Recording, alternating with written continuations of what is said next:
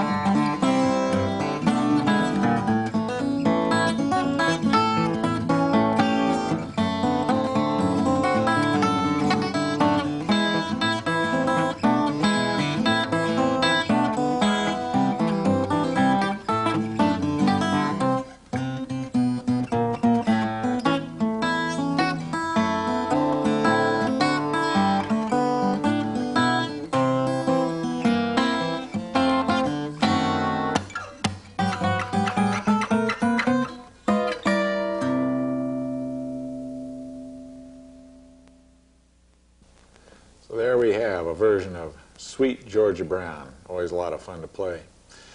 And as I was saying, what the idea here is that you play the tune, and then of course I was improvising, which is what the whole fun of trying to play jazz is. So when we look at this, I'll show you how we play the tune kind of quickly, and then we'll look at some ideas for improvising. Fingerstyle improvising is a little bit like a tightrope walk. There's some real difficulties about the style that are just inherent in it. But I'll show you some of the ways that I've figured out to negotiate this, and this will be a good tune to start with because the chord progression moves real slow. So in other words, when you go to A7th, you sort of stay with that chord for a while. After that is D7th, you stay with that chord for a while, much longer than is really typical in the swing tunes, and that's why it's a good one to start with. But before we get to the improvisation, we're going to look at how to play the tune itself. Before we get to the tune itself, we're going to start to see if we're in tune. So let's start off with the low string, a low E here.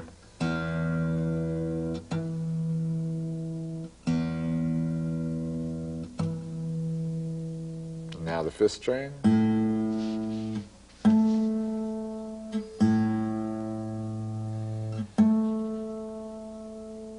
D.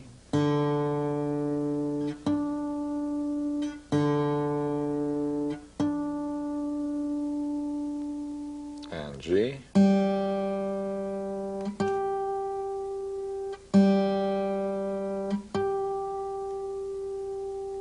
B.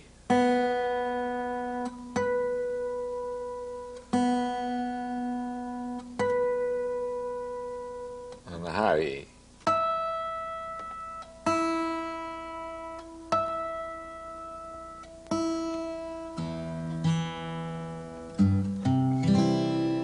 There's our C chord. And we're going to be playing in the key of C, but the way the progression starts is on an A7th chord, as often happens. We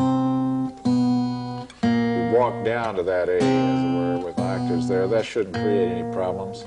The A chord that we're going to be working out of is just made with a half bar with our index finger. And you should be able to also get the high string open so that you're not covering that. You're just covering the second, third, and fourth strings on the second fret.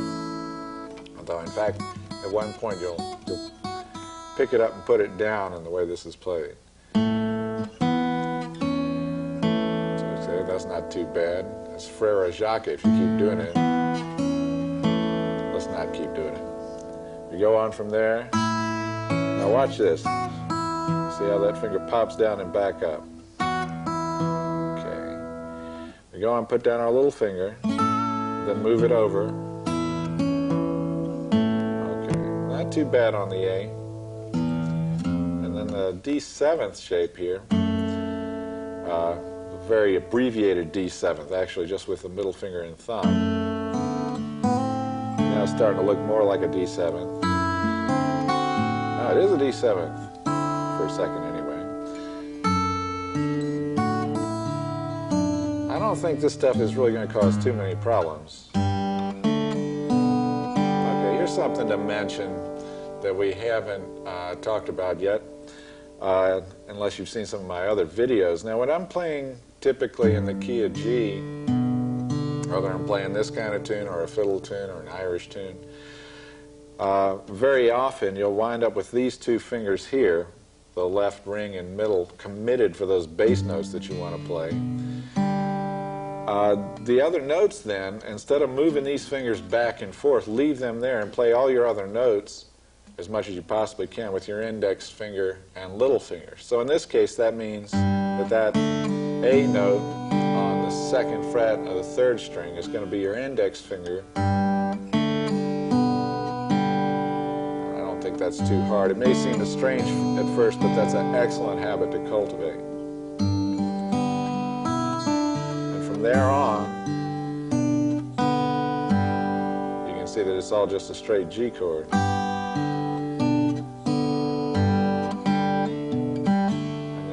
Hammer on with that thing. That's still just the index finger going behind your middle finger. Then to a C chord,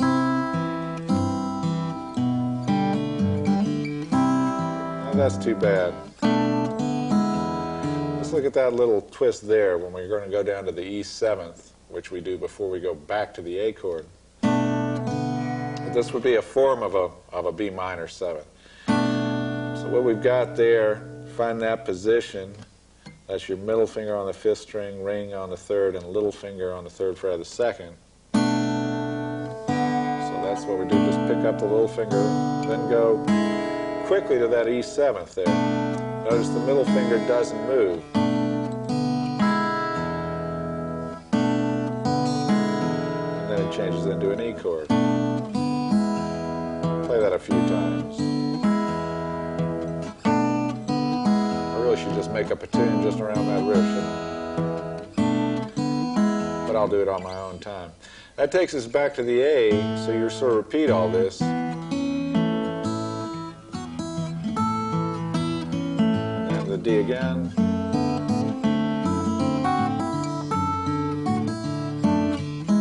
And then you go straight to an E. Now we've got a fun thing to do with the A minor.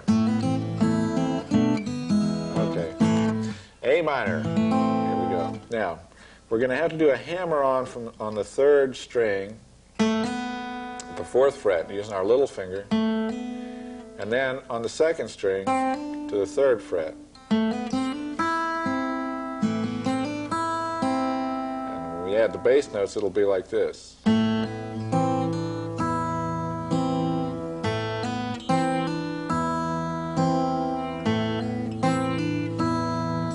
after we do that, we're going to do this little turn again. Try all that.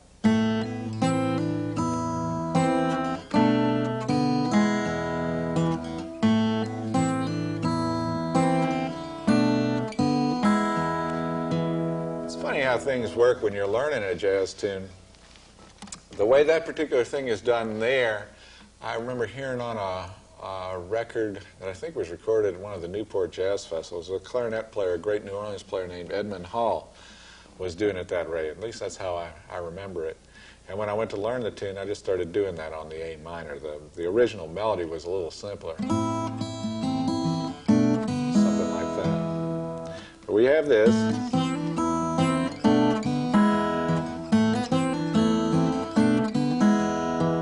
Okay, and at the end, okay, this is the same idea that we had on the G when we had that index finger moving back and forth.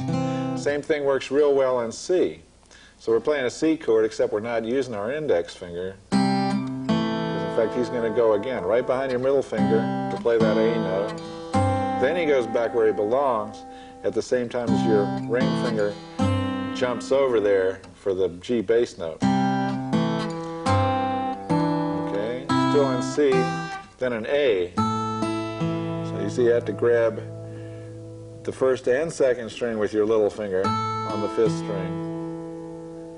So. And at the end. Okay. Now that should do it as far as it's not a terribly difficult tune to play. Of course, what you want to do actually after you learn to play it is play it slightly differently each time as much as you possibly can. That's sort of the first step towards improvising.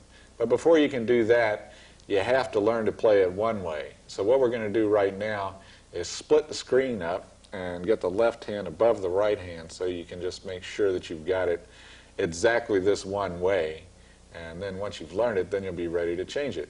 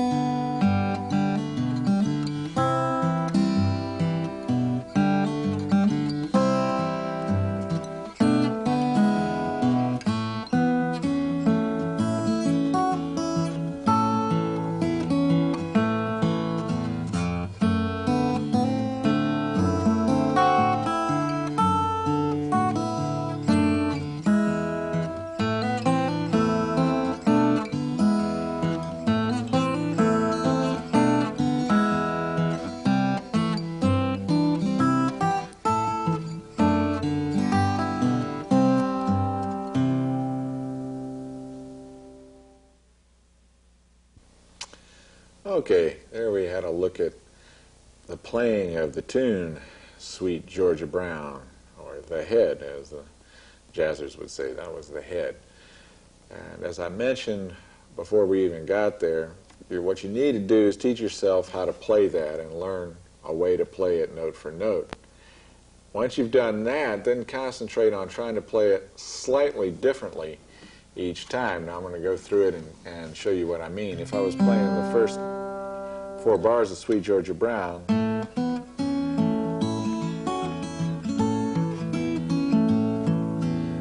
vary that a little bit.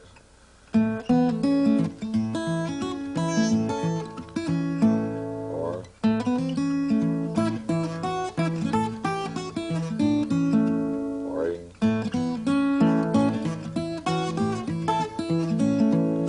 similarly in A, that's sort of a fun thing.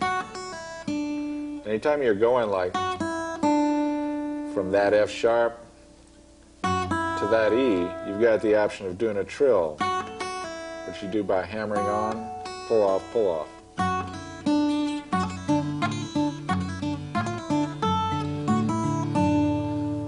In G,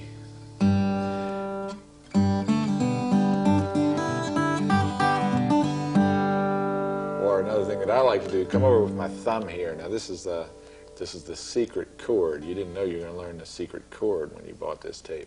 But this is the chord that just will unlock everything for you. You know, classical guitar players, they don't know about this chord, but now you know about it. You know, see, classical players will tell you not to use your thumb there. And they have good reasons to tell you to do that. But look at the reasons I've got for this. If you are playing a G chord, you can keep your bass going now just between the 6th string and the 4th string with your thumb, and you got 4 fingers here.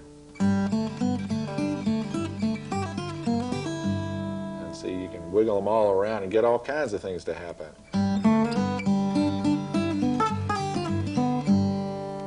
All that kind of thing. So that's playing off the melody there. Okay. So when you're playing the melody, after you've learned it and can play it through pretty much without thinking about it, then start thinking about it and think about how to make it slightly different. And really you should sort of keep that as an aim for as long as you're playing the tune. Now obviously it's easier for me at this point to be free with the melody. I've been playing it for 20 or 25 years. But you have to start somewhere. You know, you have to crawl before you can walk. And when you're at the crawling stage, don't be frustrated if you're not coming up with these things. Teach yourself slight variations. Learn those, and then eventually what happens is that you'll just sort of swap variations. Now similarly, when we go into improvising, what we're going to do is we're going to follow the chord progression. And the thing to think about is mostly just we're going to find different positions that we can work out of here. We'll go for A7th first. It plays 4 bars of A7th. Well, here's an A7th. Now at first you're going to play fairly simple things. You can do little arpeggios and licks right on the chord. Make little variations and riffs on the chord. That's a fun one that I like. You're just putting down your index finger to get the 1st fret of the 2nd and 3rd string, and then going back to that shape there. So in other words, it's a note lower on the 2nd string, a note higher on the 3rd, and then back to your A7.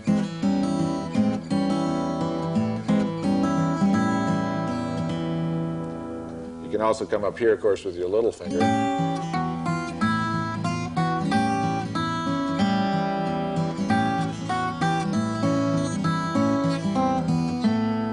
There's another little variation you can do. Those are all things out of that basic first position, A7. The next A7s you can get is up here. That's a fun one. See how that works? That's the middle finger on the 3rd fret and the little finger on the 5th fret back to the 2nd fret.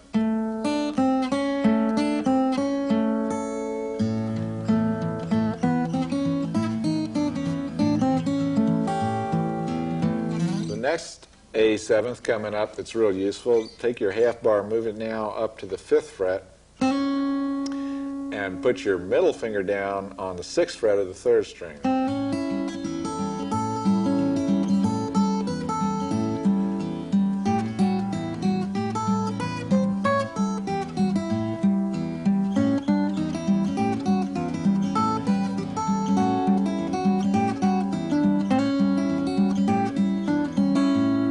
That's out of that one position. Finally, for little bits of things, you can come up here to this one. It looks like it took a D7th made with those 3 fingers, slide it all the way up there. Little finger now is on the 9th fret and your index is on the 7th. This is also used very often as an E chord. But it's fine in A because you got those 2 low bass strings. There's a fun little riff. Just sliding all those 3 fingers, leaving your index finger where it is.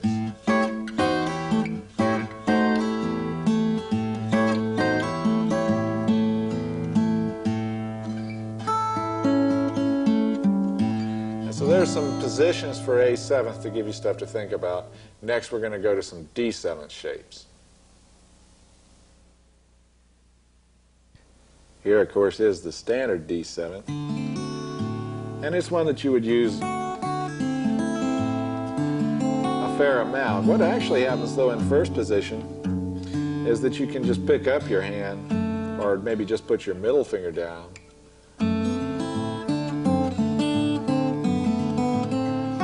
and then go into that D7th as you need to.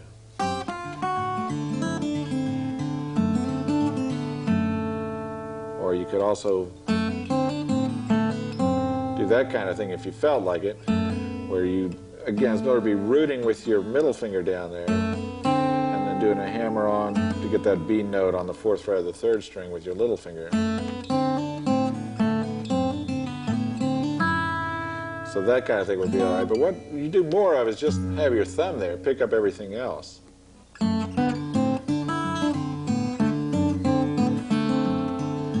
In fact, if you want to just do the bass notes on the bottom 2 strings, you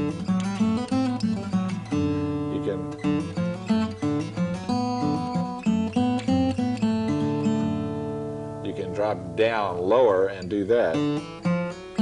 Those kinds of things on the 4th string.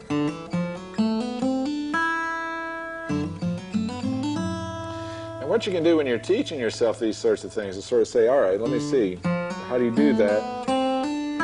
Find the notes. Okay, well, that kind of sounded nice. How's it sound with bass notes?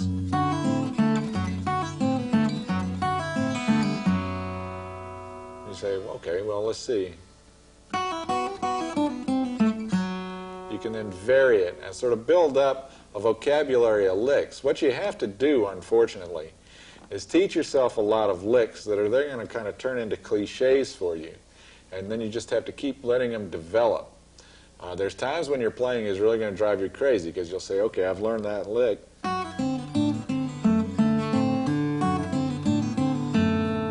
Whatever lick it is. Then you just have to force yourself to develop more licks, but basically out of the same ones that you're using. So if you have a lick that's, all right, how would you vary it?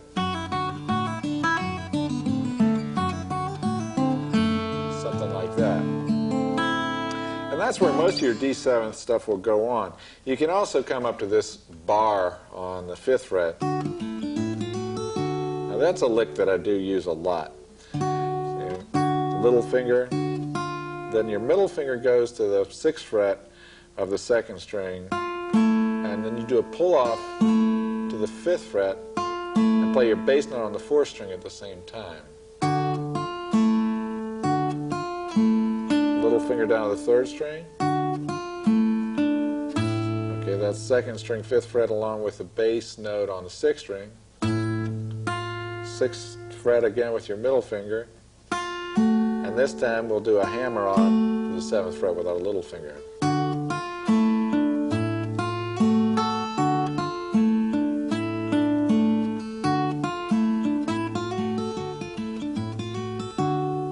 Other things up there.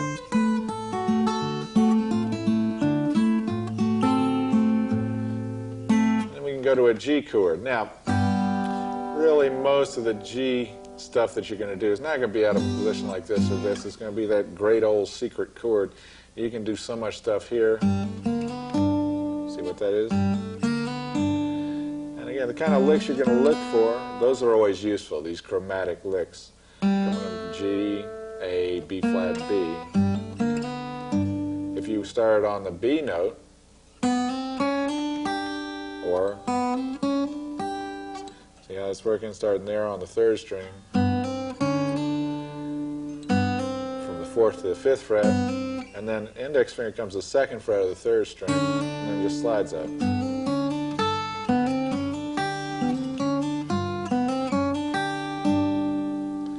You can also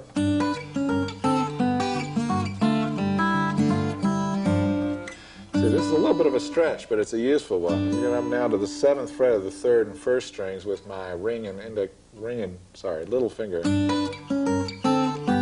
And that probably is hard to do. That was hard to do for me for a while. But there's a trick about stretches that I've explained in some other tape lessons. If that's just impossible to get, well, just take your fingers and hold them as far as you can. And say, just so that you know I don't mind the pain too, I'm going to try to make it go even further. Just stretch your thumb right out, stretch that part of your hand right up. And then if you come back to where you may find it easier. Now that's such an exaggerated stretch that if the furthest you can get is the 6th fret, then just stay with that for now. But eventually, see, you can stretch your hand out. You actually stretch the muscles in your hand the same way that if you were going for a rung, you might stretch your leg muscles. And if anybody that's ever done that knows, or if you ever watch dancers when they go on those bars, and after they warm up, they can go several inches further. Well, I don't know if you'll get several inches further with this, but you can get maybe about a quarter or a half an inch, which is all it takes to get that one more fret. Anyway, I'll sort of fool around some more with the secret chord. That kind of thing's a lot of fun. See what I'm doing here? Pull off, and I pull off. Okay, so that's from the 3rd fret, that's from the 5th fret, both to the open strings. And that's just going from the 3rd to the 4th fret on the 3rd string.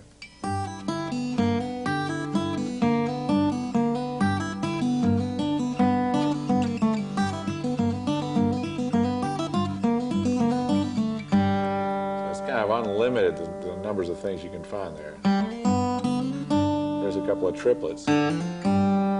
Starting on the 4th to the 3rd, 3rd to the 2nd, and all on the 2nd, still all on the 2nd.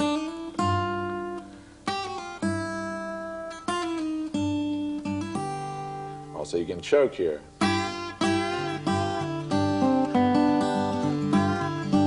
Okay, now what's actually the hardest in this particular chord progression is when you get to C. When you get to C and you're trying to keep this kind of bass going, you've only got these 2 fingers. And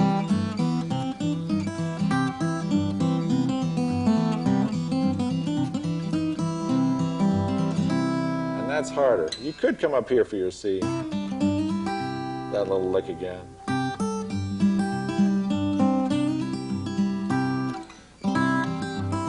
So the way the chord progression actually works in Sweet Georgia Brown, you'd play a little on C, then a little on G7, and a little on C, and then go to E7. Now there is that part later on where you've got A minor. A minor's not too bad to mess with, because A minor and E7, in first position it might look like that. That's a fun one to do. Now see, this is a typical kind of thing too. You change the chord, and there you're adding that F sharp on the high note, which would make it, that's the 13th or the 6th, A minor 6th. And then when you go to E and leave that there, it's the 9th.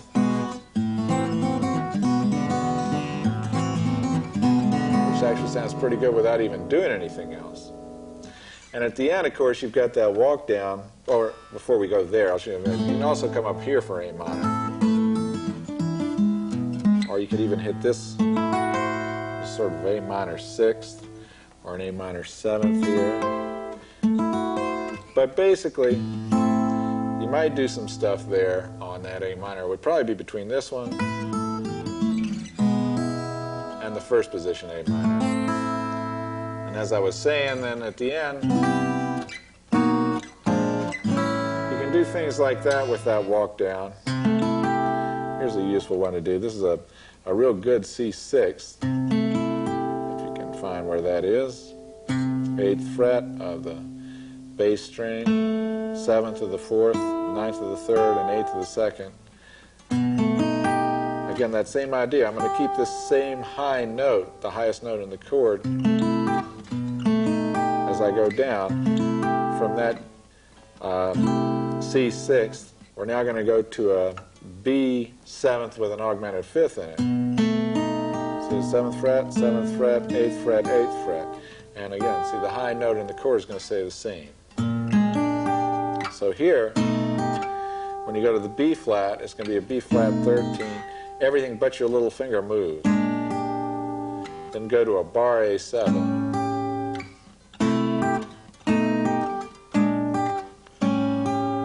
Once more.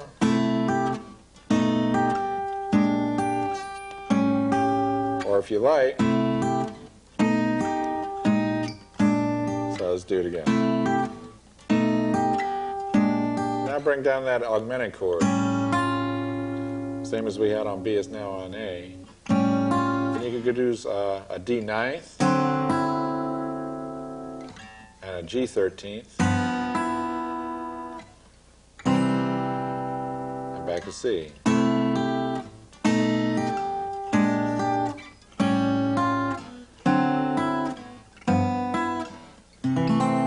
Nicer if we use a C6 at the end there.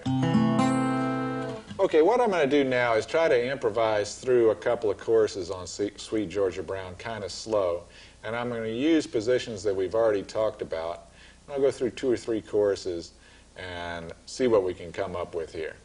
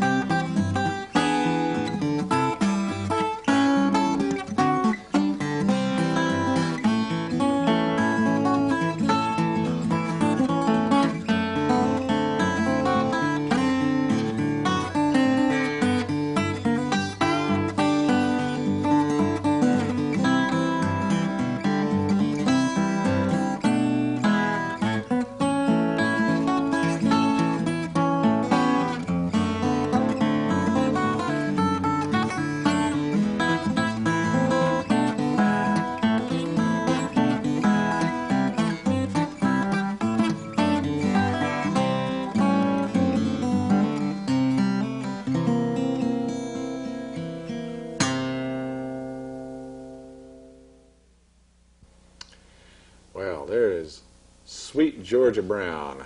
All kinds of ideas on what to do with Sweet Georgia Brown. And of course, while you're thinking about that, what do you have? You have Georgia on My Mind. And that, I'm sorry to say, is how I'm introducing one of the really great standards of American music. Tune written by probably my very favorite of the songwriters from the 20s and that kind of time, Mr. Hoagy Carmichael.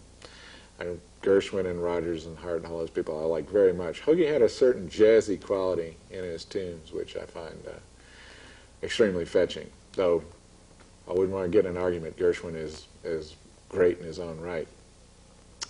This tune was a pretty big hit for a lot of different people. Billie Holiday sang it. Well, lots of people sang it.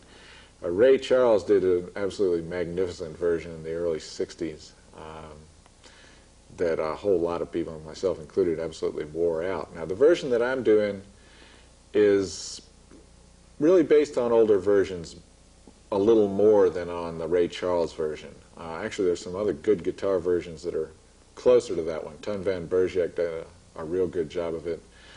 So did Jerry Reed, who, if you've never heard him, he's a little bit out of the jazz field. He's sort of along what they call country guitar playing, like Merle Travis, Chet Atkins. But boy, he really kicks. He did a lot of stuff with Ray Charles arrangements, and if you haven't heard him, you should try to track him down. Not the Smokey and the Bandits movies, which is what he does nowadays, and not his singing necessarily, but the guitar playing. Anyway, the version that I do certainly owes a little to Billie Holiday and a little Ray Charles, but probably mostly to Django Reinhardt. Not that it really is even that style, but I was first learning to play it. I was playing some with Diz Disley, who of course is a great Django-style player, and took some of his ideas for the chord progression and some other ideas from who knows where, and came up with this arrangement. So to start with, I'll just play you my version of Georgia on My Mind.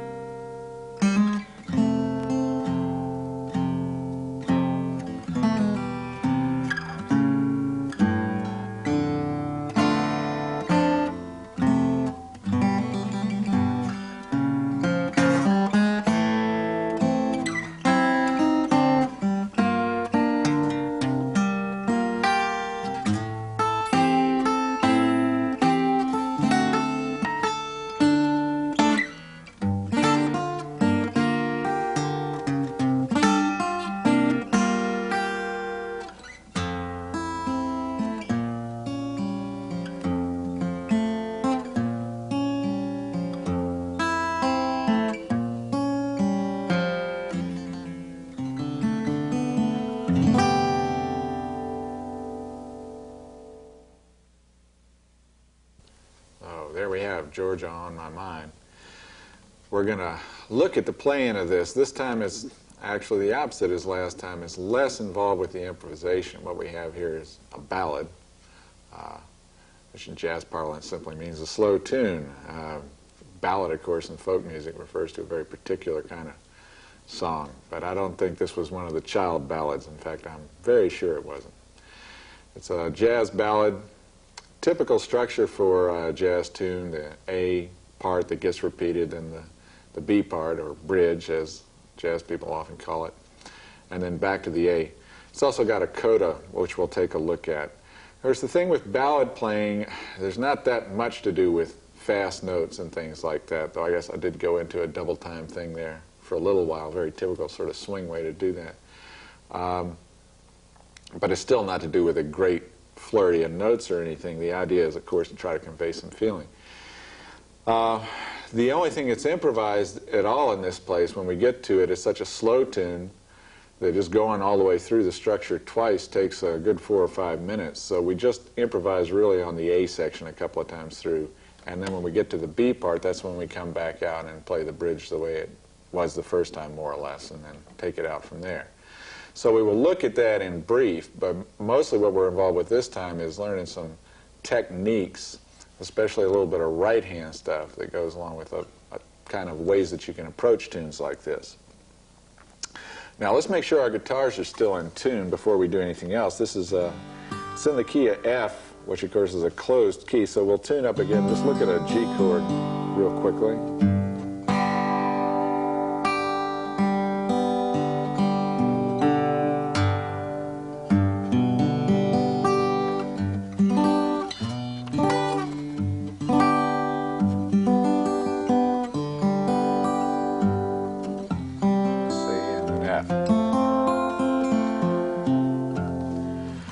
We started off with two fairly interesting chords. This is an F6th, and the way that you're doing it is just as if you were making an F, but you pick up your little finger so that the 4th string is open. And then we're going to have a B flat minor 6th. So what happens there, you're still going to need your thumb on the bass string. Your index finger's now over the 1st fret of the 5th. And you've brought your ring finger over the 3rd fret of the 4th, and then your middle finger on the 2nd fret of the 2nd string. So you go back and forth a couple of times. Then this chord. This is actually an A half diminished or minor flat 5. And you see this would be an A minor, this would be an A minor 7th, A minor 7th flat 5, which is generally used as a chord that gets you into D7th. And you can see when you make that change to D7th, your little finger doesn't even move. And there's the D7th looking like a C7th moved up 2 frets. Then we come down here, use the same shape on the 3rd and 2nd frets, so it would be a G half diminished to C7. Now when we start the tune, we've actually got the same shape as we began with, though in fact this is an F. You don't really need your little finger down. But what we're going to have to look at a little bit here is the right hand fingers, because while we're playing this much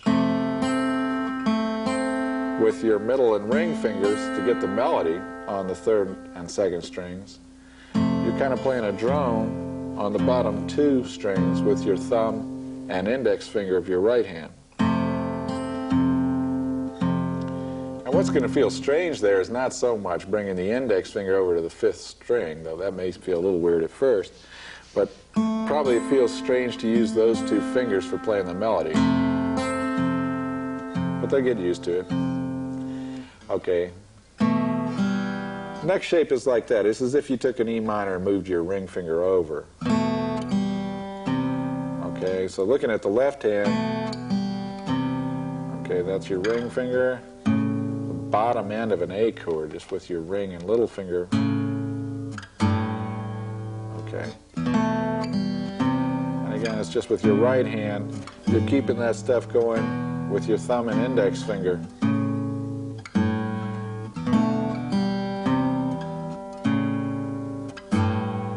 Okay. It's sort of an abbreviated D minor shape next. And now, the chord that you're playing, or sort of abbreviated chord that you're playing, the backing with your right index and thumb, is on the 4th and 6th strings. And the melody notes then are just here. So it's not very hard to do.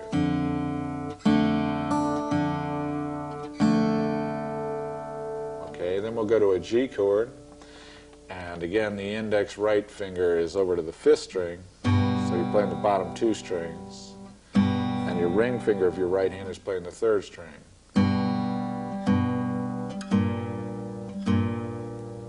So let's look at that again from the D minor. And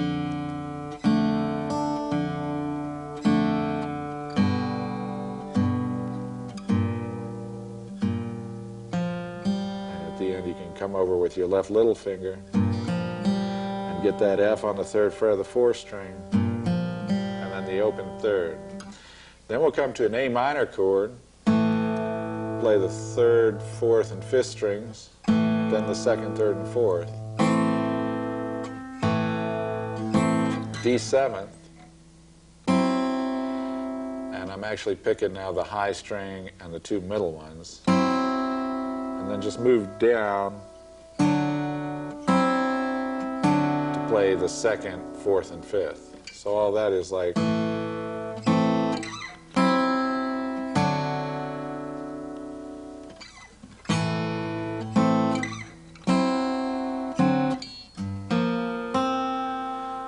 this is what I would call sort of a, well, it's just a form of a G minor 7th. It would be the 11th because you've got that note in it. Right, so if you don't know how to name these things, just watch. 1, 2, 3, 4, 5, 6, 7, 8, 9, 10, 11. It's the 11th note as you go up the scale that's appropriate to that G minor chord, and you've added that along with the 7th, which is there.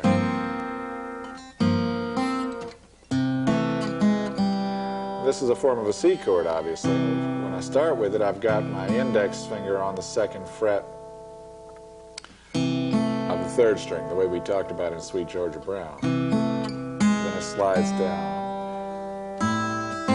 Okay, an A minor 7. Okay, we'll have a choke on the 3rd string with our ring finger, 3rd fret of the 2nd string. And when you release on that choke, so that you hear the D note sounding, you'll play that bass note, F sharp, on the 2nd fret of the bass string. That's all pretty straightforward.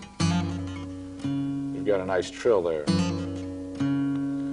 Okay, and that should get you pretty much through the A section.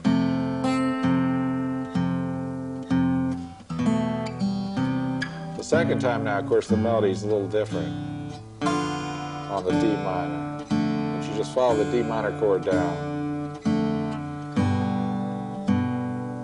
And this time,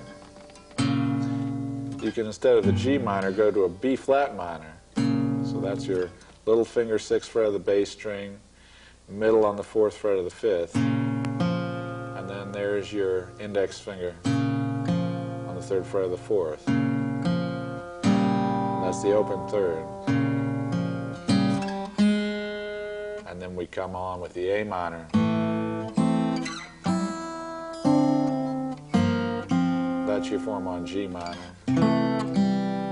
C, and then we're going to get ready to go in the bridge by, okay, there's an F just with an open G note in it, and that same B flat minor 6 that we had at the beginning, an F, and A. And that's going to get us ready to come into the bridge.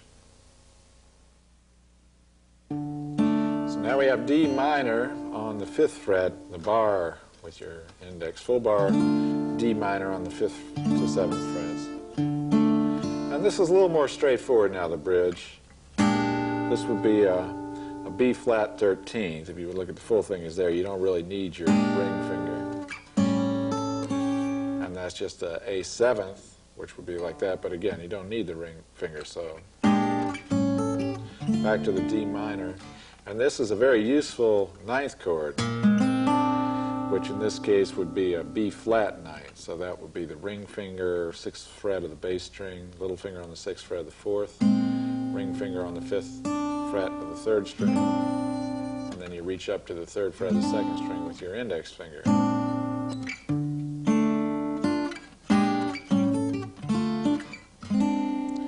Then we're back to D minor. Alright, this is a very basic, very useful diminished chord, this shape, no matter whether you're here, here, or in this case up here. Make a half bar between the 2nd and 4th strings with your index finger. This is going to be on the 8th fret. And on the 9th, we'll put our middle finger on the bass string and our ring finger on the 3rd string. And you play those 4 strings, 2nd, 3rd, 4th, and 6th. Okay, that's the shape for the diminished chord. And when we're playing the tune, we'll add our little finger there. Now we go to the next chord. You can leave your little finger down. Go to a bar, full bar on the 8th fret, and make a major 7th. This would be like this, A major 7th moved up here. It's an F major 7th. And then another 9th, and a very useful 9th, often used down there. You see how that's done. It's an A 9th. Index finger on the 6th fret of the 3rd, middle finger on the 7th of the 5th, ring on the 7th fret of the high string, little finger on the 8th fret of the 2nd string. Okay. Very nice 9th chord. Then we'll be back to this normal sort of looking bar D minor. Okay, now we're going to do a minor major 9th, I guess is what this would be. What it really looks like is as if you had an A 7th chord and just moved your ring finger over.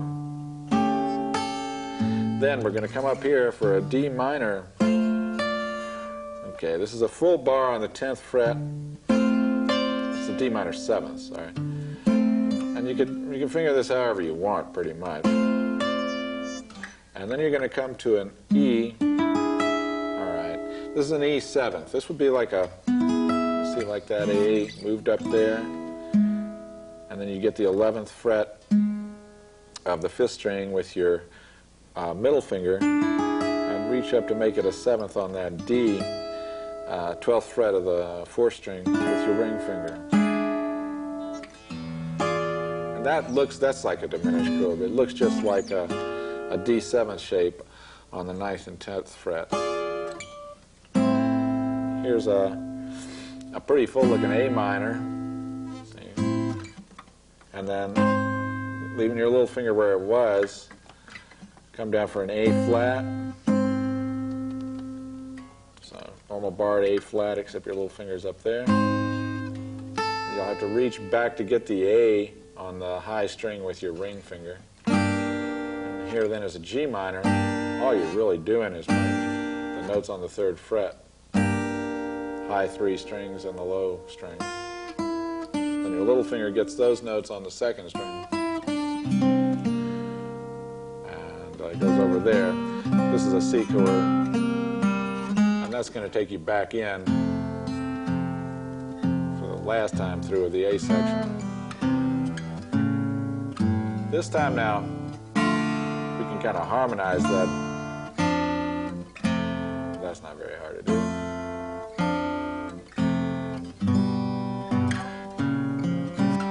Now we're going to come up with a coda.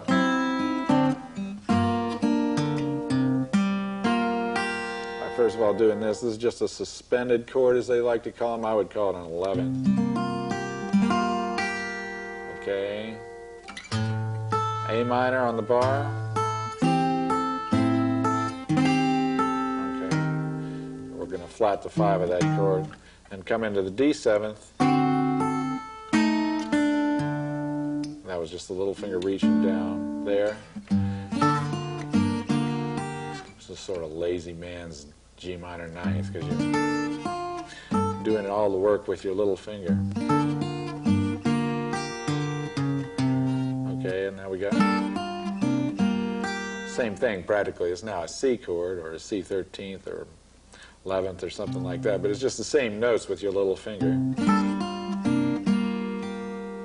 Then back to our sort of two-chord thing very similar to the intro for the outro. This is just the F major 7th,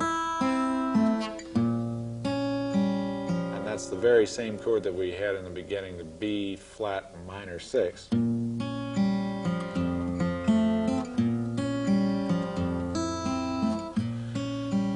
finally, at the very end, do a trill, sort of pull-off trill. Up with a loaded up chord. It's really what it amounts to is if you're playing the F triad on the 6th, 5th, and 3rd strings, and then on the 1st, 2nd, and 4th you've got a G chord. So if you like, that's a 6, 9 with the flatted 5 in it. I just think of them, as I say, as a loaded up F chord. Okay, in order to sort of get this one down, we'll split the screen up. And I'll play it through. I think what I'll do this time, I'll play it through just a little slower than usual, all the way through once. And then I'll go ahead and do a sort of improvisation, still with the split screen, so you can watch what happens, whatever that may be. It should be an interesting experiment for everybody involved, especially the camera people here. They'll be freaking out and tearing out their hair, which will amuse me and inspire me to play better, and so you will get the benefit in your home with your video machine.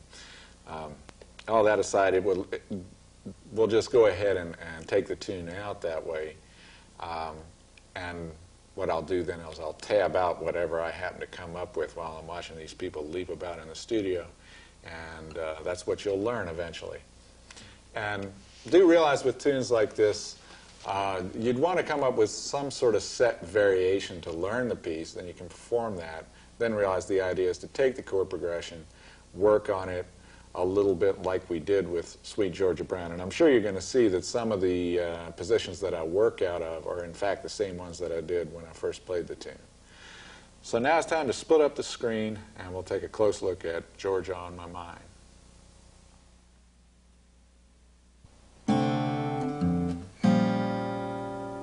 Our two intro chords.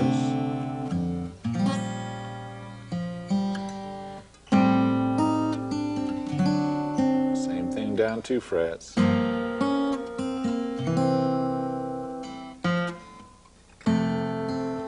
now bass with those 2 fingers. Now on the 6th and 4th, right hand. Now back to the 5th and 6th. A minor and D7.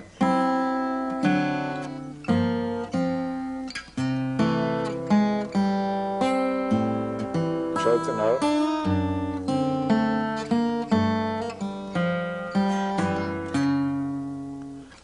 Back to the beginning. Back to the A7. D minor again. G. This time to B flat minor. A minor again and D7. There's our 11th chord. And now we're getting ready to go to the bridge. A. Up, now for the bar and D minor. D minor again, and here's that B flat 9. Diminished chord, F major 7th to A 9th. Now the D minor major 9th, E minor 7th, E 9th, 7th. And now here's our big A minor, A flat, G minor to C. And now we're back to the A section.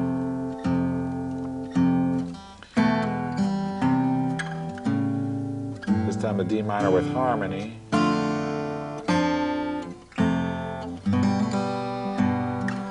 B flat minor, A minor, D7. There's our 11th. I'm back up to A minor. Here's the coda.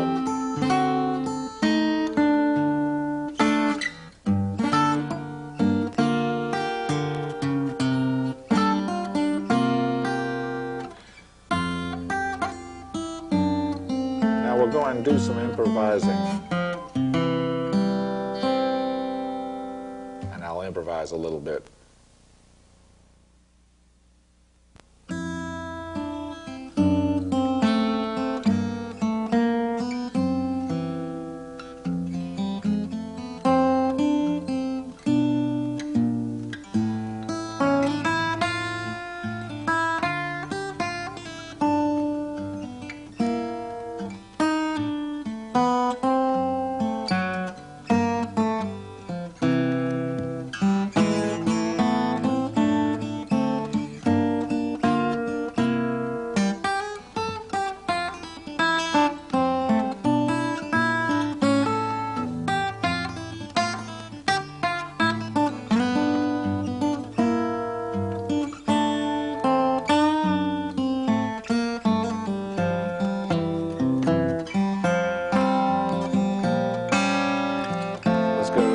Go out.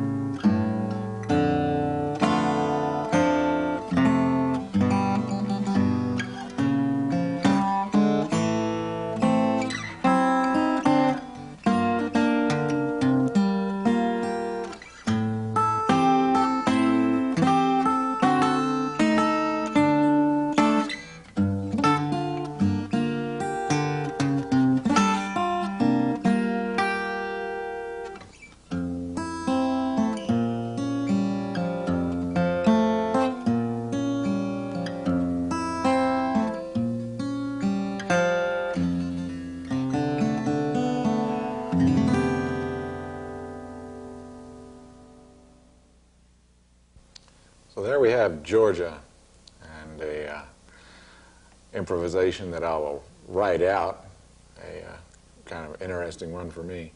I'll talk just a little bit about what goes on in that improvisation. The chord progression is all down in pretty much in first position chords.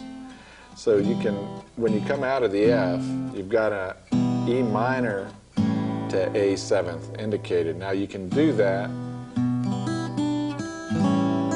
or you can actually, if you want, either walk down to it with that B flat note in the bass, or you can just really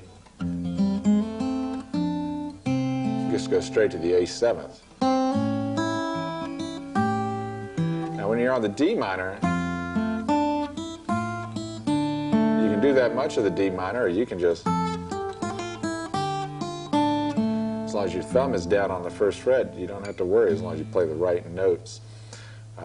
And as far as what those notes are, they would be just the notes of an F scale, which is everything normal except the B is flat. That would be the scale you would relate to. Do bear in mind that when you're improvising, you don't want to think too much about scales. The scales are a reference point. If your playing starts to consist entirely of scales, and unfortunately that's the way it's taught in a lot of schools these days, I'm going to reveal a horrible secret, which is that it's easier to teach jazz that way, but it doesn't sound right when you play it that way. And I'm speaking as a teacher and as a player. If I were to say to everybody, okay, now all you have to learn is these scales to correspond to these chords, it makes my life easier, it gives you plenty to do, but you're not going to be playing jazz at the end of the day, you're going to be playing scales. The scales are reference points. So if we were on D minor,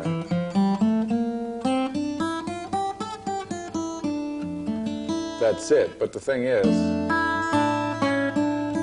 that C sharp in there also sounds very good. You could also do chromatic things. In any case, the point being, just play around on the D minor, and what sounds good, keep it. If you know more about it and you can use those scales and whatever knowledge of the chord things that are going on, that's fine. But in the end, just do what sounds good. You aren't going to want to make a D7th out of it. After that, you'll come into where you have a G7th, which again a lot of times could just be our old secret chord there, and then it turns into a G minor. Okay. Then we'll have quickly A minor, D7th, and then that's G minor and C7th, and then that turnaround just repeats.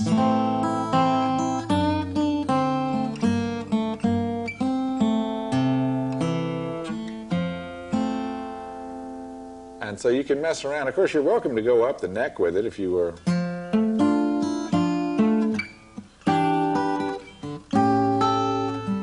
If you're so inclined.